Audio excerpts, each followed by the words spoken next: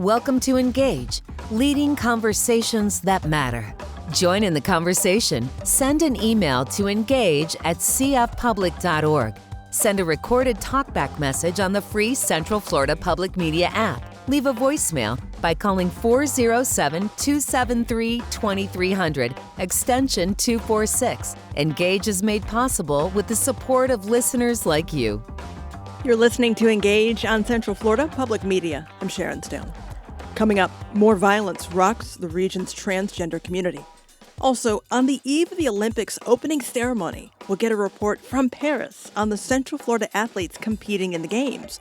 And Orlando musician Terri Binion stops by to talk about her unique blend of country, rock, and folk music. But first, do you remember the Boeing Starliner crew flight mission that launched early June? The 2 astronauts on board were supposed to stay at the International Space Station for about a week and return to Earth June 14th. Today is Thursday, July 25th. They are still up there. We have an update on this mission. Central Florida Public Media Assistant News Director and host of the podcast, Are We There Yet?, Brendan Byrne, joined the teleconference with NASA and Boeing leaders earlier today. He joins Engage now to share what he learned. So, Brendan, before we get to that, remind me of the original plan here and why the mission is important. Sure. This is a test flight of Boeing's Starliner capsule. It's designed and developed to transport NASA astronauts up to the International Space Station and back. It's part of NASA's Commercial Crew Program, which was started at the end of the Space Shuttle program as a way to transport astronauts from U.S. soil to the International Space Station. And NASA awarded the contract to 2 companies, Boeing and SpaceX. And I'm sure you're familiar, Sharon. SpaceX has been flying astronauts to and from the space station, 8 operational missions, 1 test missions at this point. But this particular mission that we're talking about of the Starliner is called the Crewed Flight Test.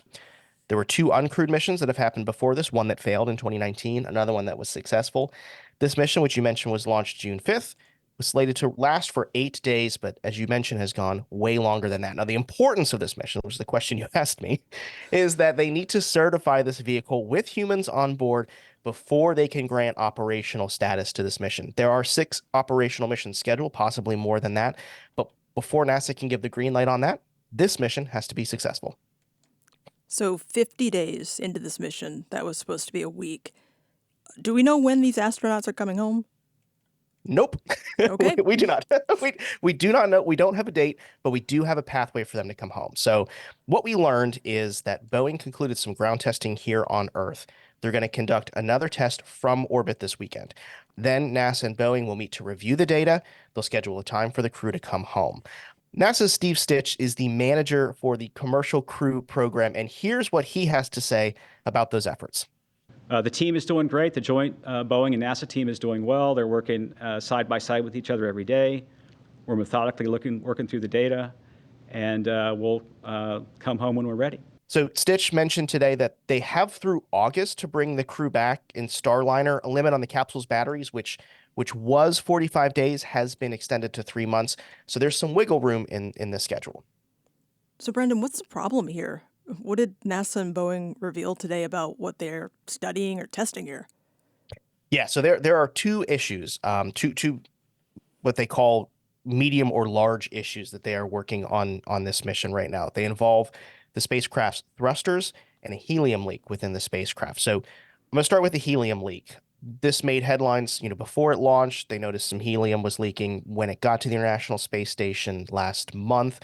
They think that they've gotten to the bottom of this. They have a service module capsule here on Earth that's actually been loaded with helium for quite a bit of time. So they're able to determine long-term leak rates, and they don't think that there is an issue with that. So the helium leaking seems to be not much of concern anymore. The thrusters are the bigger part of the issue that the teams are really, really looking at. So the thrusters are part of the system that steers Starliner once it's in space. And these particular thrusters that they are testing are quite small. They're only about 2 pounds each. You can actually hold them in the palm of your hand, but they're responsible for these really minute kind of changes in attitude and steering to get it where it needs to go when it comes to docking, and also to point it in the right direction as it's coming back home before the capsule punches through the atmosphere. So during the docking last month, they noticed that these thrusters were shutting down. And when we talked to Commander Butch from Orbit a week or two ago, he said he could actually feel the responsiveness of the vehicle getting a little more sluggish because these were going out. There are contingencies, right? There are extra thrusters here, but they really want to make sure that they have full capabilities of these thrusters and that this isn't a bigger issue moving forward. So they had a thruster here on Earth. They tested. They put it through its paces and the same situations that it faced in space. They ran simulations of the return. They're parsing through that data right now, and then they'll conduct an actual test of the thrusters, what they call a hot fire. While Starliner is docked to the station this weekend, they can actually measure how much thrust they're using by seeing how much they push the space station out of its orbit, just very, very little. They're going to do that this weekend and then add that to the data for their review. So I'm not a rocket scientist, but testing the thrusters during the mission, why didn't they find that out before they launched? Well, again, this is why NASA and Boeing are having this test flight, right? There are certain things that you can't really see until the vehicle is in space. And they also want to test this in space because these thrusters will be destroyed upon reentry. So whatever they're going to get is going to be what they get from now. So they think it's an issue for something that's called a doghouse. It's the hardware that holds these clusters of thrusters, and this housing actually is keeping some of the heat inside the doghouse itself, which could cause the thrusters to shut down if it gets too hot. I'm going to leave it to Steve Stitch, who is a rocket scientist, to explain this phenomenon. Think of them almost like when you get pizza delivered to your house or your apartment or your condo that comes in a little container, right, that's got aluminum foil on the outside to keep it nice and warm. The doghouse itself almost is acting like the little pizza oven that the pizza delivery man brings to you. So essentially the heat sticks around and causes the thrusters to turn off. And in space, some of these thrusters are actually pointed toward the sun at certain times, which could increase the temperature within that doghouse by about 50 degrees. Are they looking for a plan B here, Brendan, to get them home on a different vehicle other than that Boeing capsule?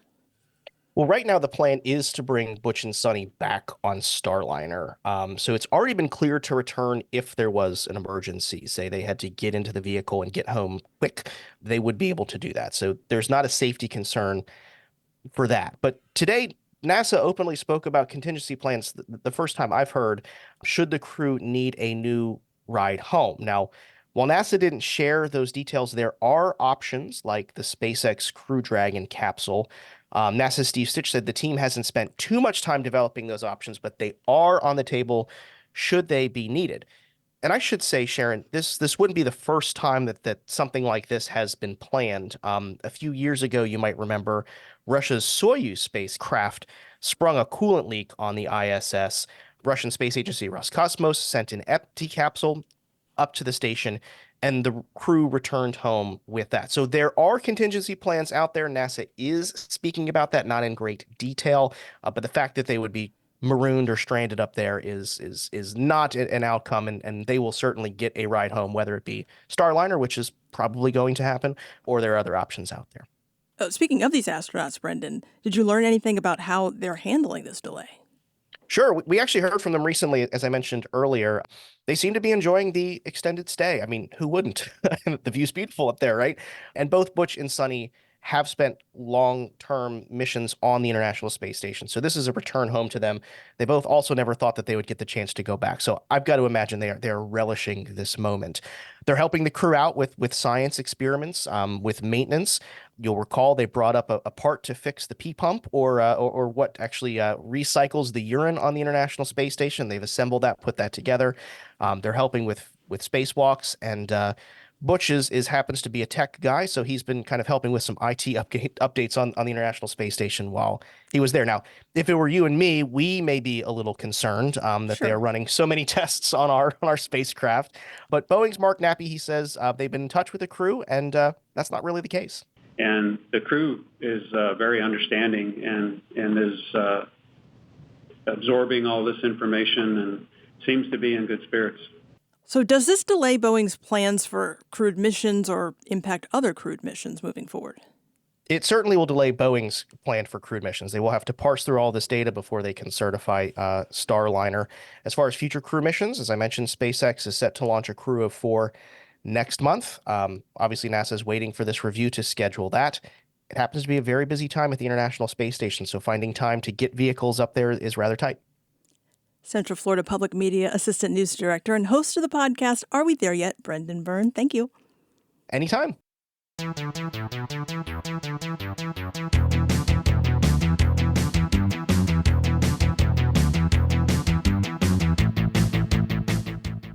There's more ahead here on Engage on Central Florida Public Media. A member of Central Florida's transgender community discusses the epidemic of violence targeting the community and what's being done to reverse this fatal trend. We are streaming live now at cfpublic.org. That is where our shows will be available on demand. This is Engage on Central Florida Public Media.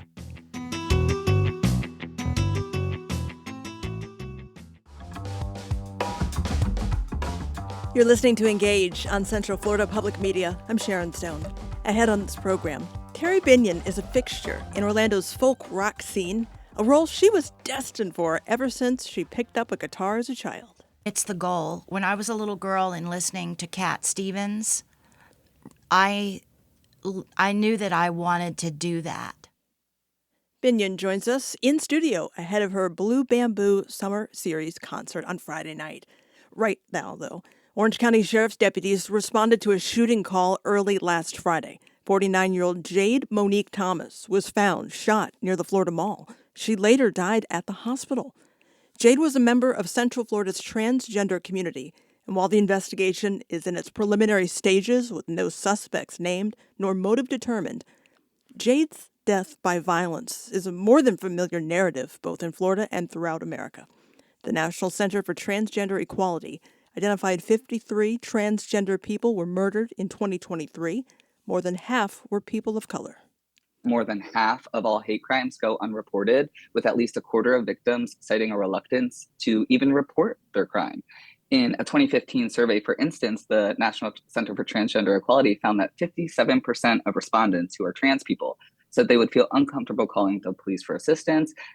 And, reporting does require reciprocity. Police must be properly trained to identify, report, and respond to hate crimes victims, because victims will only report if they trust that the officials will respond effectively.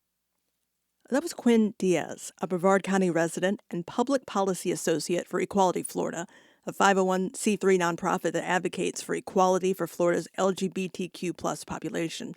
Quinn joined us to talk about violence targeting the region's transgender community. They began the discussion by sharing Florida Equality's reaction to the news of Jade Thomas's death.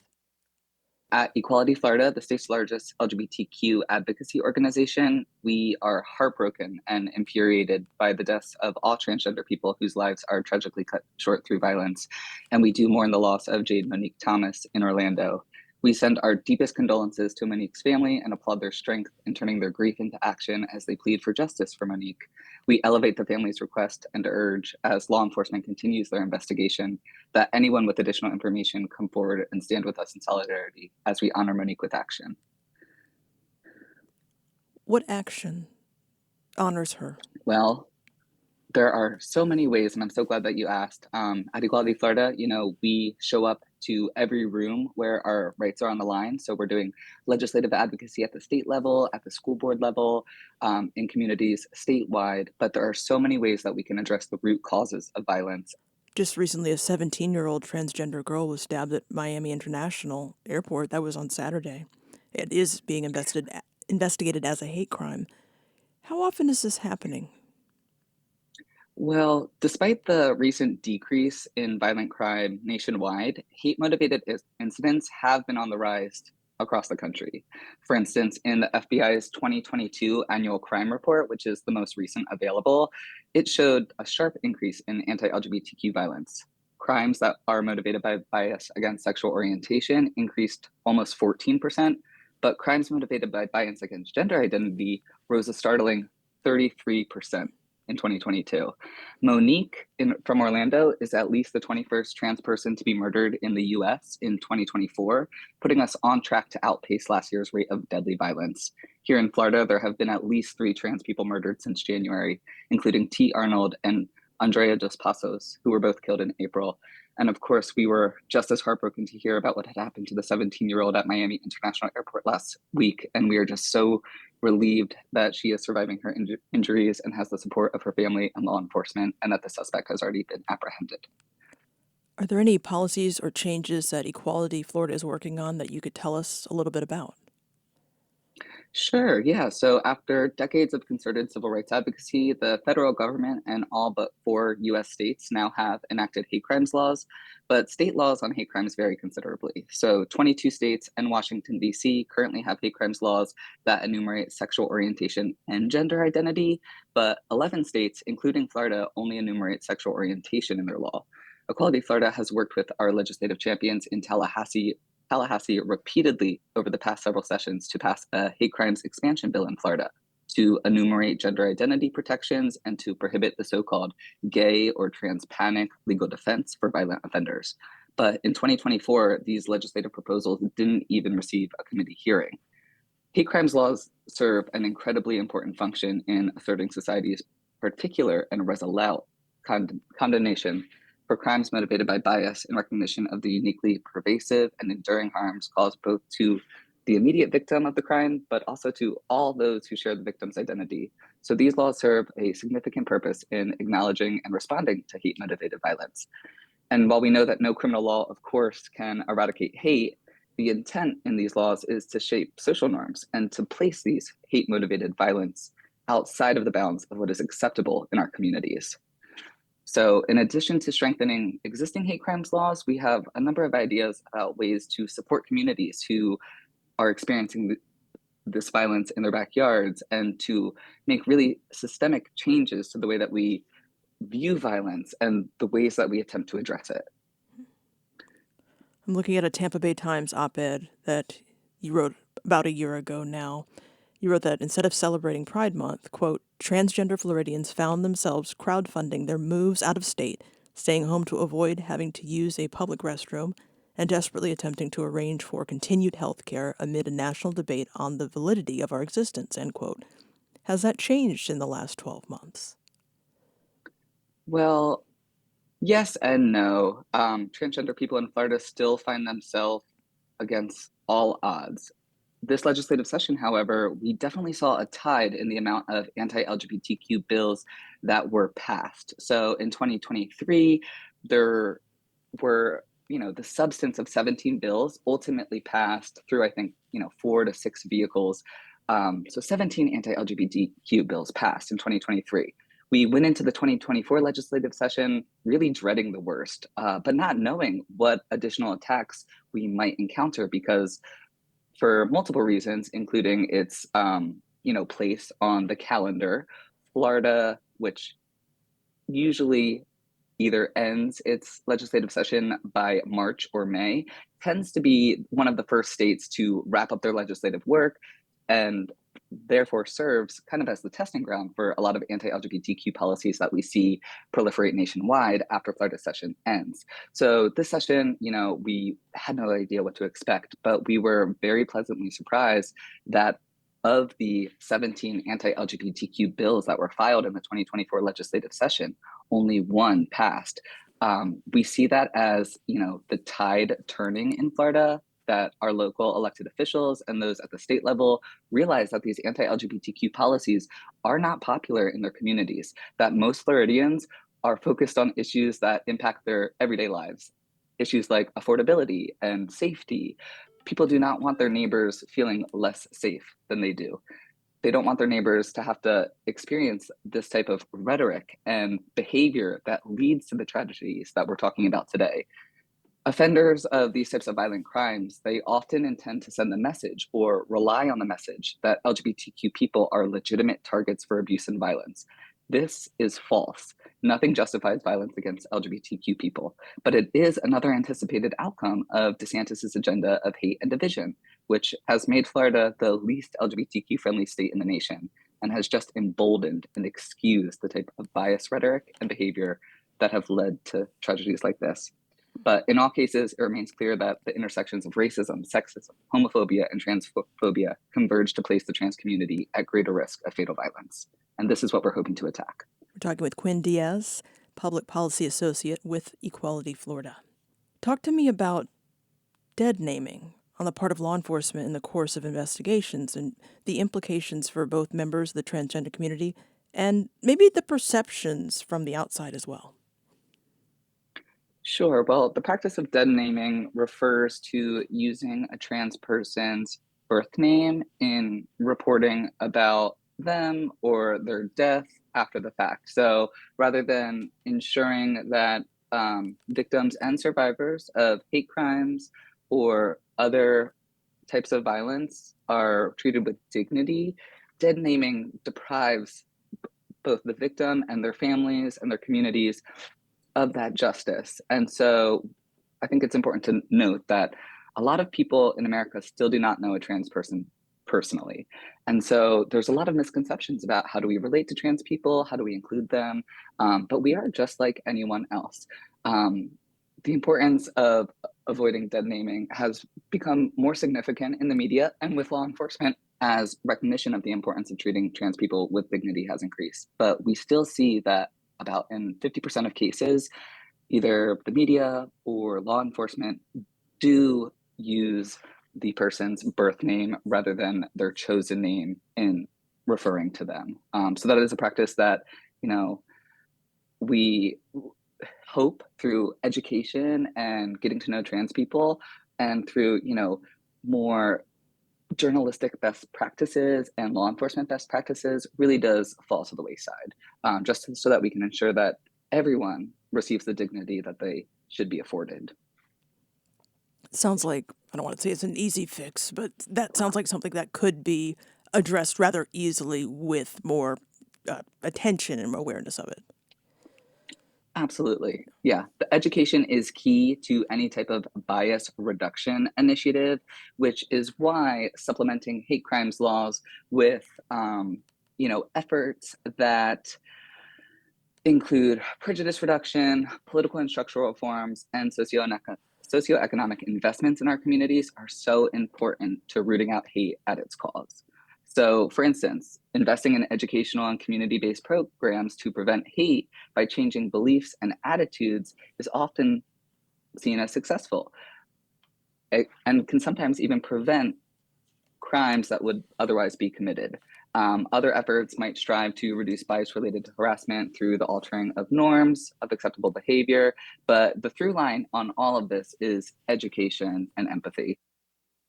Quinn Diaz is the Public Policy Associate for Equality Florida.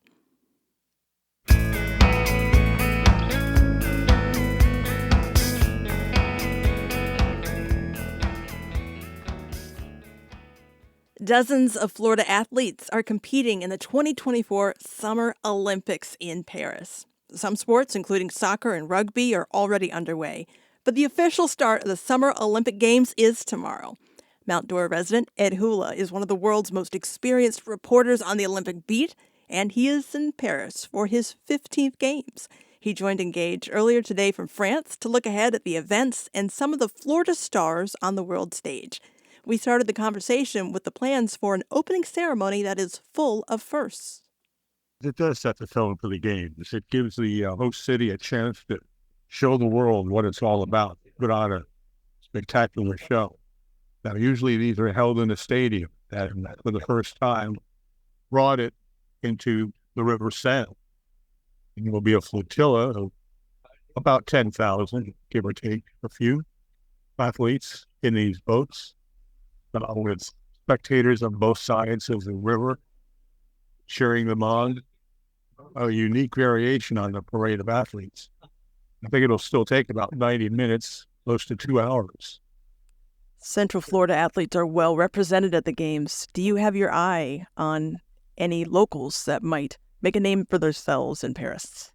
Well, certainly it'll start tomorrow with swimming. Katie Ledecky on her way to becoming the most decorated medalist in the history of the modern games. She'll be swimming a number of races starting tomorrow night, and we get her first gold on Saturday night. Caleb Dressel, a 7-time gold medalist from University of Florida, from Orange Park. Next week, second week of the games is when the track and field starts. And Sha'Carri Richardson, who lists her residence in Claremont, will be one of the favorites to win the 100 meters. Melissa Jefferson, Juanisha Terry, also following Claremont, their hometowns. And then we have Noah Lyles, also another Claremont resident, in the 100 meters, favorite athlete there. One athlete on boxer I'm particularly interested in is Omari Jones from Oviedo. He's making his first appearance in the Olympics in boxing. He's a Valencia College graduate. And this could be boxing's last hurrah at the Olympic Games. There's been quite a controversy about the federation running the sport, and it's been cut from the Olympic program for Los Angeles in 2028. And it may be tough to get it back. So Omari Jones, young man, is going to take his first shot at an Olympic gold medal in boxing. We'll see how he does. That'll be towards the end of the games. Carolyn Marks of Melbourne Beach will be surfing in Tahiti. These games will feature surfing, but the waves don't break too well in France. But they're much better in Tahiti, which is a French department and part of France. And one other to mention here, Victor Montalvo. He is a first-time Olympian in the sport of break dancing, or it's called breaking, as it's called in the Olympics. His father and his uncle have been described as breaking pioneers. They helped grow the sport in Mexico in the late 1980s, and Victor Montalvo is from Kissimmee. Breakdancing will take place on the last weekend of the Games, August 9th and 10th. Lake County resident Ed Hula is one of the leading Olympic journalists and founder of the Around the Rings publication. Ed is also a volunteer member of Central Florida Public Media's Community Advisory Board. The Olympics start Friday, July 26th. They go through Sunday, August 11th in Paris.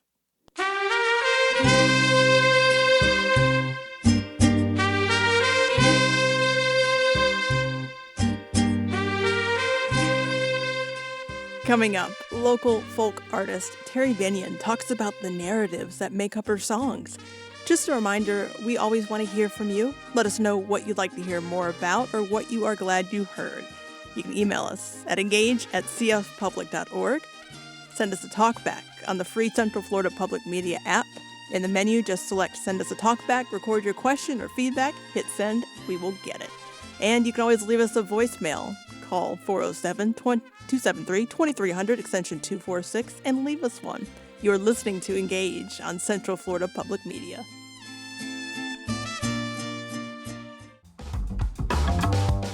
You're listening to Engage on Central Florida Public Media. I'm Sharon Stone.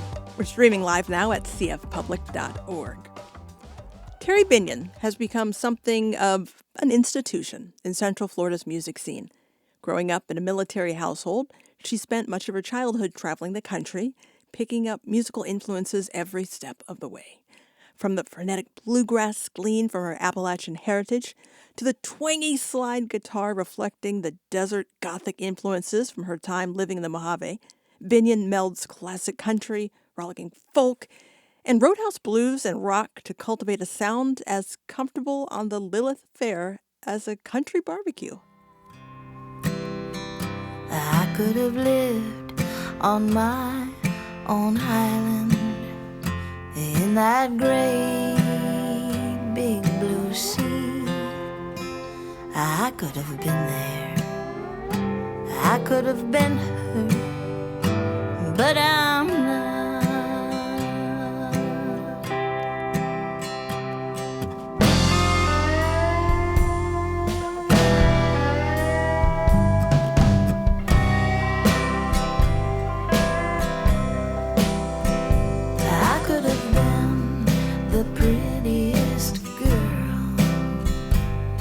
In your school, I could have had perfect figure in your mind. With model lips and cheekbones and baby bearing hips, I could have been there. I could have been her, but I'm not. All I am is a fool for you.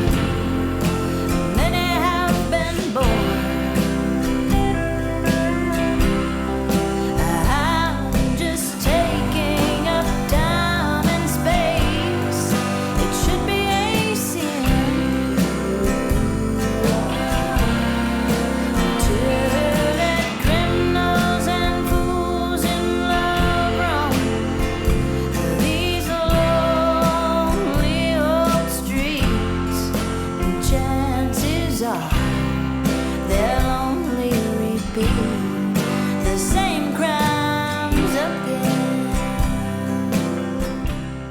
3 albums later, Binion has become a fixture on Central Florida stages. She's making her debut at Judson's.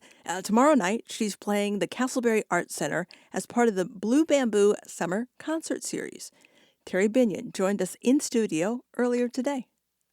It's a place that I went to when I was 9, going on 10.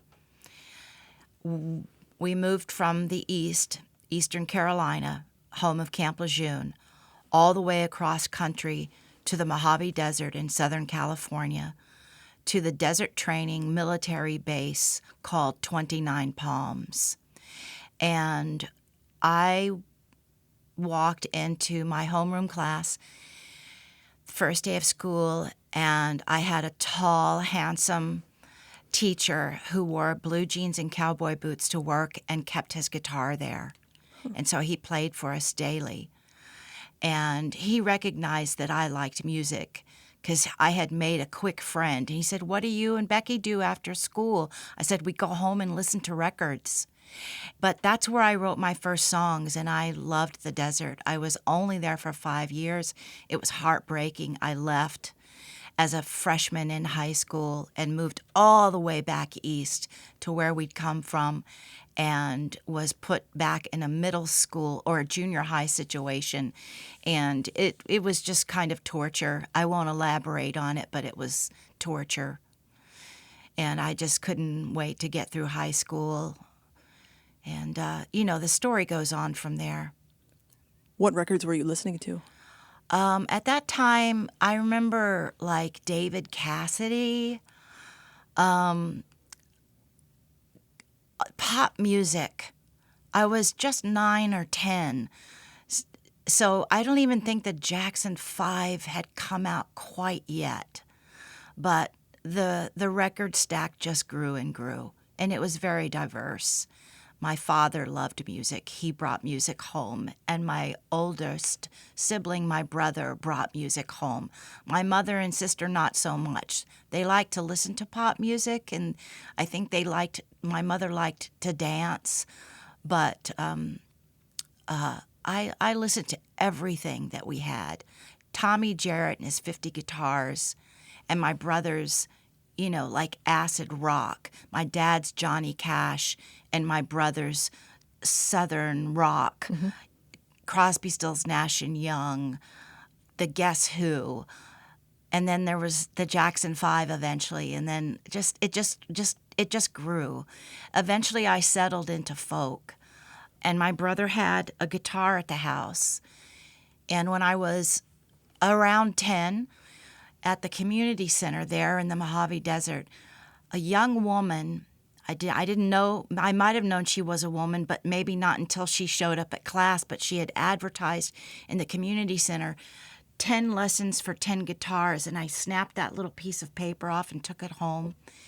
And it was a young woman, and she might have been living there by herself, or she might have had a husband in the service, but she was doing her thing, and she was my first introduction to guitar, and I'm still using things that she taught me. I'm hesitant to ask this question, but I would like to know. How would you tell someone the difference between folk and country? Why is there such a distinction there? It might be, it's obviously chords and melody, but it's also the story. What stories are you telling versus maybe a country artist? I'm telling more folk stories. I'm telling mostly stories. Sometimes I describe characters in songs. Other times I'm just telling my story, like sitting through a hurricane, but from a folk artist's point of view. I often will set the landscape. I'll describe the setting, which I think is very folky compared to country music that might more so be talking about a relationship or grief or God. Yes. That's what I was trying to ask you Yeah. without saying it. Yeah. Does that mean that when you're performing, is it the lyrics more than the music, or no, it's meshed together? It does mesh together. I don't consider myself a great singer or a great guitar player. I'm very much a very basic guitar player. And I've learned, I think, from listening to great writers, put the three things together, the story, the melody, and not just the chords, but the way that you play the guitar. I think people would disagree with your self-assessment, and I was reading some of the words that Jim White wrote about you, and he said when he listened to your music, it moved him to tears. Is that a sense of pride for you? Absolutely. I mean, it's the goal. When I was a little girl and listening to Cat Stevens, I knew that I wanted to do that. Now, very quickly, those were just dreams. I've started to fess up to this more recently, that I never really thought of myself truly being in a career or being accepted by people. It was just a dream. I would daydream about it. But I didn't have any, didn't really have the kind of support system or belief in myself that empowered me to make a move or to figure out how I would go about doing that. I just stayed writing my songs. How did you go from writing your songs to being a musician with albums that you're releasing on your label? Well, you know, I went to that open mic at Dubstred, and I was accepted there, and I had been accepted in Ohio as well. I did a short stint right after graduating from high school. You know, it's kind of such an American story, sort of Gothic-like, when my mother and my sister-in-law and I were the only ones from the family. Everyone else was scattered, but we were moving again. And my dad wasn't with us, my brother wasn't with us, and my sister wasn't with us. That doesn't mean that they wouldn't eventually be around. But when I moved with my sister-in-law and my mother to Ohio, I was 30 miles from Ohio University in Athens, Ohio. And I got invited to an open mic, and I was accepted. So there were times when people accepted me, and that started the thing. When I was 18, I was in Ohio, and I played my first clubs where people came in and listened to music. They were bars, but they were also the places where people played music, up on a stage, lit, sound, everything. And then when I moved here, I was accepted. And someone said to me, "You should make a record." And another person said, "I'll make your record. Let's go make your record." And next thing I knew, I was being invited to go play the Bottom Line in New York City. So, it's just that I wrote the songs and these opportunities came to me. Angelic intervention. Yeah. It truly, to me, I look back on my life and I did hear these voices. And these opportunities did just come out of nowhere. There were premonitions. There were really strange, awesome things that happened. What do you think the lesson is there? Is it listen to that inner voice? Well, yes, because I believe that we're born with intuition, with great intervention, and it gets stripped from us really, really early because we start listening to people. People that are telling us, no, don't touch that. Or, no, that's not really real. Or they limit your play and your imagination. So anyways, blah, blah, blah. But what I would tell young people is to follow your artist that's in you and not follow fashion. So talk to me about where we are now. You've got a show coming up at Judson's, and you're playing at the Castleberry Arts Center as part of the Blue Bamboo Summer Concert Series. Yes. What's it like in this region that makes it unique? What makes it special? What makes it special for me? What makes it special for me, I suppose, is that here at 65 years old, moved here when I was 22, and as I'm planning to leave this area and move north, I think that it's special because I would have never guessed that I would be playing these beautiful rooms and selling out concerts and having the most glorious listening audience, the most receptive audiences in my whole career. Would you mind playing us something? And tell me what you're going to play as well. I'm going to sing, just by default here, I have left home without my capo. And my friends that listen and go to my shows know that I'm always got a capo on my guitar. I forgot to pack it. So I'm going to be singing a song that I feel like I can pull off this morning in a key that's 2 keys lower.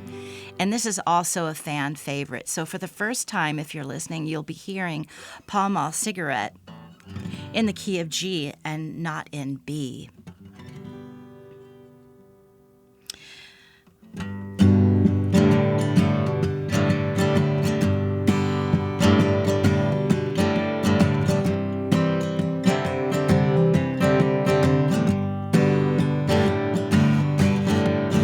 Won't you come and sit down here with me? Daddy, oh, there's something I don't get. Show me how to blow them. Smoke rings, Daddy, with your Pall Mall cigarette. Your Pall Mall cigarette.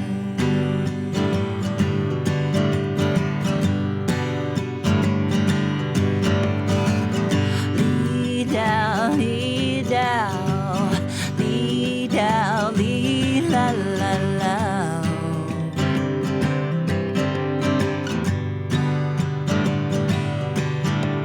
If I don't get it right today, Daddy, oh, there's still tomorrow yet.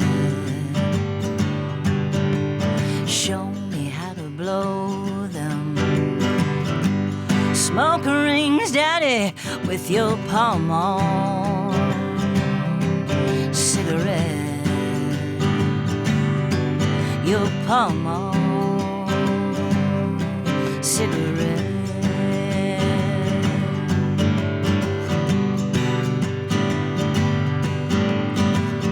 I'm gonna go out riding horseback, catch smoke rings on the tiptoe of my boot. I'm gonna pick sour grass and wildflowers, Daddy, and bring 'em back home to you.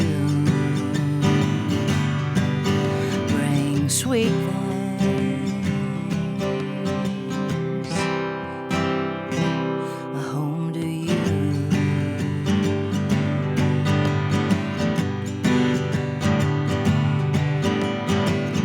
Lee-dow, lee-dow, lee-dow, lee-la-la-la.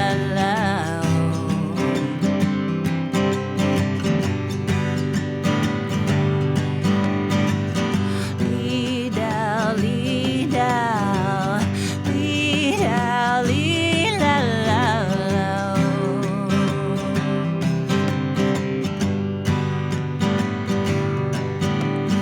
Don't you know I can't sleep at night, Daddy? Oh, my mind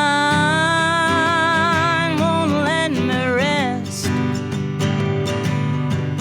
I close my eyes and see you blowing smoke rings, Daddy, with your Pall Mall cigarette.